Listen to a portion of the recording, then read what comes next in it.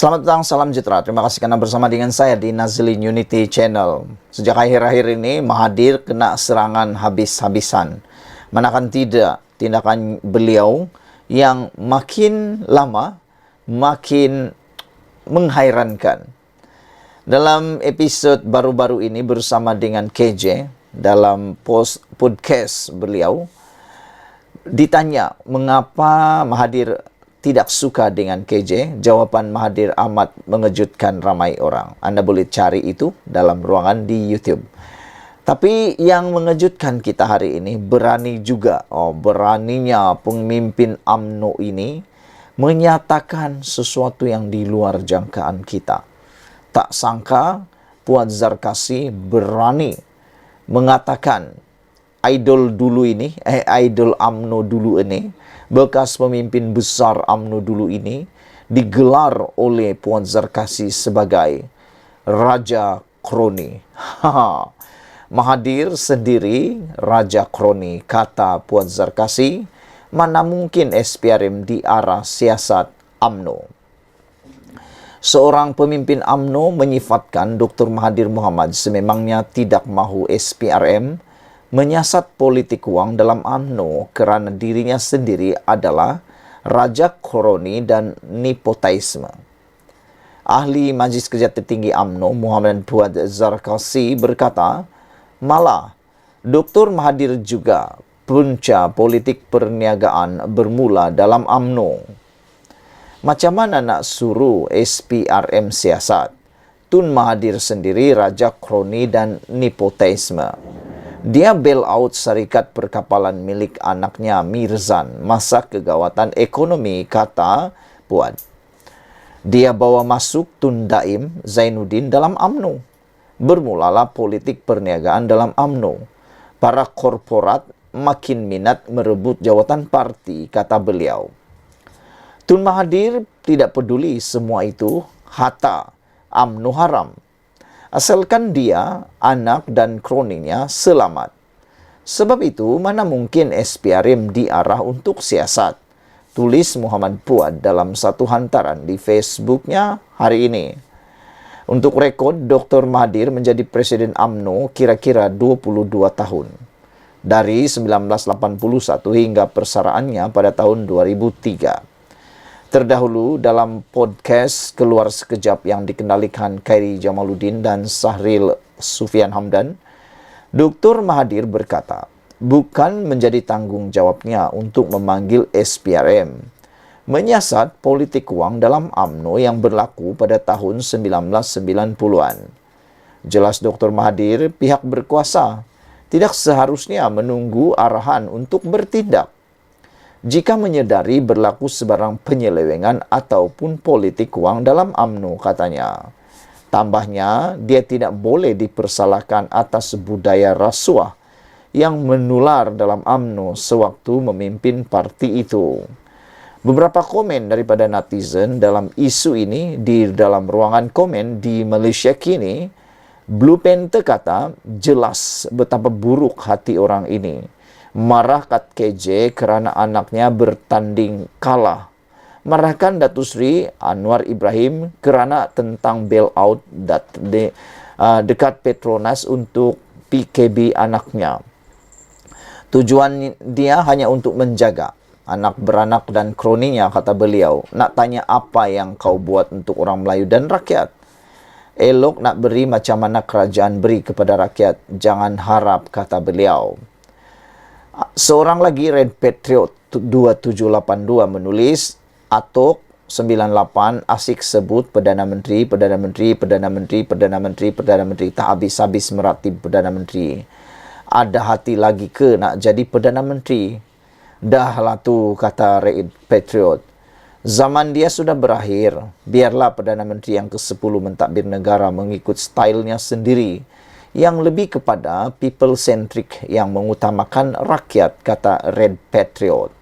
Usup Gorgon pula mengatakan, Muhammad Puan Zarkasi, jangan cakap orang lah. Kamu juga sembang pandai tapi tak pandai juga, kata beliau. Pionex kata, ini juga orang yang selalu cakap. Melayu Malas, kata Phoenix Koko. Kerana Mahathir pernah menulis satu tulisan, Melayu mudah lupa. Masih ingat lagi tentang tulisan Mahathir itu? Dia tak sedar berapa ramai Melayu yang buat kerja 2-3 kerja sehari untuk menyara keluarga, kata Phoenix. Sebenarnya menurut Phoenix, orang Melayu amat rajin. Memang orang Melayu sangat rajin dan ramai antara mereka yang bekerja 2 hingga 3 pekerjaan sehari untuk menyara keluarga. Betapa rajinnya mereka sebenarnya. Anak-anak Mahathir, kroni-kroni dia rajin ke soal Phoenix. Dapat habuan buta-buta daripada pembayar cukai Malaysia. Nampak tak bezanya? Kalau anak kamu pandai berniaga, guna duit sendirilah, kata beliau. Kenapa guna duit kerajaan untuk bail out? Kami ni kalau kena blacklist dengan bank-bank, maka habislah hidup kami, kata beliau. Kami kena bangkit sendiri supaya dapat bayar segala pinjaman kami, kata Phoenix. Perlu diingat, pada zaman dia ni, ramai kroni tak dikira bangsa Melayu kah, Cina kah, India kah yang dapat habuan, kata Phoenix. Easy money, goyang kaki dan kaki spin, kata beliau lagi. Kotaro Minami kata, betullah seperti yang dinyatakan oleh Puat Zarkasi, katanya, yaitu Mahathir sendiri raja kroni, kata beliau lagi. Seorang lagi memberikan komen, yaitu Prejudis, kata, semakin lama semakin terserla. Satu persatu watak yang dimainkan oleh Atok selama ini, kata beliau. Anak JB kata, putar belit bohong, memori terpilih dan geng tak geng dan akhirnya hilang deposit. Bermaksud orang sudah mula menganggap dia tidak relevan lagi. Brown Falcon tulis, kebanyakan ahli politik Malaysia ni memang tak boleh dipercayai, kata beliau. Mr. Sakau kata, sejarah tercipta, bekas Perdana Menteri hilang deposit, bahkan semua ahli politik ataupun calon politik di dalam parti yang diwakili oleh bekas Perdana Menteri, yaitu Tun Mahathir, tiada satu pun yang menang dan semua hilang deposit. Sebelum kita berpisah, apa pula komen anda tentang ulasan Puat Zarkasi yang menggelarkan Mahathir ini sebagai Mahathir sendiri raja kroni? Mana mungkin SPRM di arah siasat UMNO. Sekian dulu untuk kali ini. Jangan lupa tinggalkan komen anda, tekan butang subscribe. Malaysia kita punya, kita juga sama-sama cintai Malaysiaku. Bye-bye. Selamat petang, salam sejahtera. Terima kasih kerana bersama dengan saya di Nazilin Unity Channel. Yang mengejutkan petang ini, SPRM buat laporan polis terhadap ahli bersatu. Wow, ini panas. Ikuti terus ulasan selepas ini. Saudara-saudara sekalian, satu laporan polis telah dibuat oleh SPRM, Suruhanjaya Pencegahan Rasuah Malaysia, hari ini berhubung tindakan seorang ahli Parlimen Bersatu Terengganu yang didakwa memfitnah badan penguat kuasa itu. Sehingga kan ada netizen yang berani menulis, mereka menyindir Parti Bersatu dengan mengatakan, mungkinkah SPRM akan menyaman bersatu dengan nilai 1 bilion ringgit? Hal ini kerana untuk membuat atau memberikan pengajaran paling besar kepada Parti Bersatu supaya lebih berhati-hati dan jangan sembarang menuduh, kata mereka. Ini kan pula badan SPRM ialah badan bertanggungjawab penguat kuasa di Malaysia yang harus dipercayai oleh setiap lapisan masyarakat, bahkan seluruh dunia. Jadi tindakan difitnah itu satu perkara yang tak boleh dimaafkan. Kata mereka, wajar SPRM menyaman 1 bilion terhadap Parti Bersatu, kata mereka lagi. SPRM menerusi kenyataan tersebut berkata, dalam satu hantaran di aplikasi TikTok bersama @winchin11, Ketua Badan Pimpinan Negeri Bersatu Terengganu, Datuk Razali, telah mengeluarkan beberapa tuduhan palsu dalam ceramah beliau.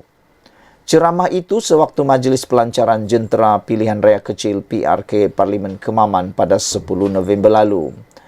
Beliau telah menyatakan bahawa Jentera-jentera kerajaan, SPRM dan hakim-hakim dikawal oleh kerajaan semasa serta mempertikaikan keputusan Hakim Mahkamah Tinggi berhubung sabitan 4 pertuduhan ke atas bekas Menteri Belia dan Sukan. Wow, ini memang bukan alang-alang, bukan calang-calang tuduhan beliau ini.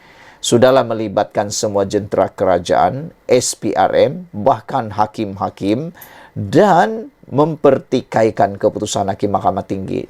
Silap-silap, beliau akan dikenakan tindakan menghina mahkamah pula. Itu mungkin boleh terjadi kepada Datu Razali Idris. SPRM memandang berat fitnah dan tohmahan yang dilemparkan kerana ia boleh menjejaskan keyakinan orang ramai terhadap sistem penguatkuasaan dan perundangan negara. Maklum kenyataan itu hari ini. Susulan itu, SPRM berharap tindakan sewajarnya dapat diambil dengan segera terhadap mereka yang mengeluar dan menyebarkan fitnah berkenan. SPRM menegaskan mereka adalah badan penguatkuasa yang diperkasa oleh undang-undang untuk melaksanakan fungsi dan peranan membenteras rasuah dengan bebas dan profesional tanpa dikawal mana-mana pihak.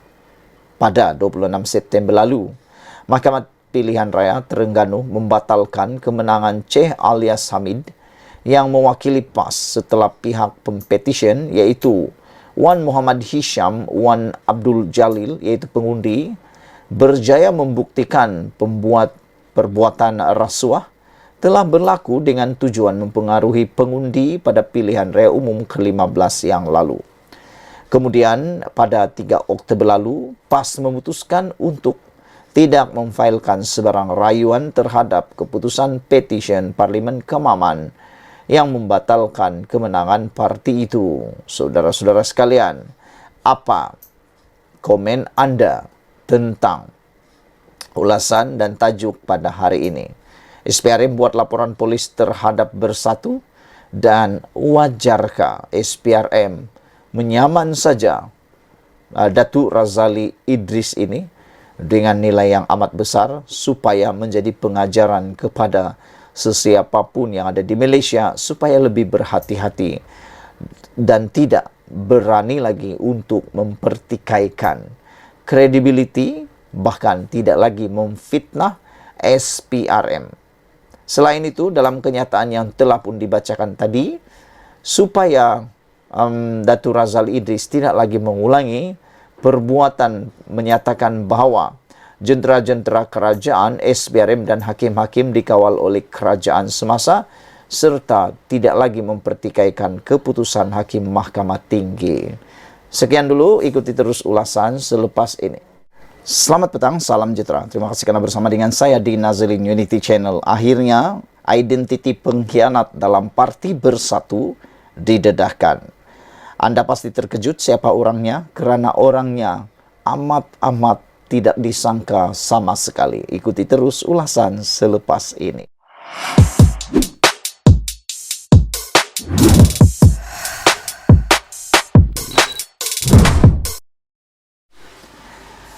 Beberapa hari yang lepas, saudara-saudara, telah didedahkan kononnya ada unsur sogokan dan juga ada unsur ugutan yang menyebabkan beberapa orang ahli parlimen telah menyokong Datuk Seri Anwar Ibrahim sebagai Perdana Menteri. Perkara ini telah didedahkan kononnya di parlimen. Dan yang lebih mengejutkan kita, di saat dinyatakan oleh menteri berkaitan bahawa tidak ada laporan polis dibuat, tiba-tiba pula muncul pula laporan polis saat tengah malam. Sehingga menteri yang berkenaan menyindir dengan sinis, wah rajin juga bekerja sehingga lewat malam tengah malam. Buat laporan polis tengah malam. Tak bolehkah buat laporan polis waktu siang, kata netizen. Kelihatan memang agak terdesak untuk membuat laporan polis.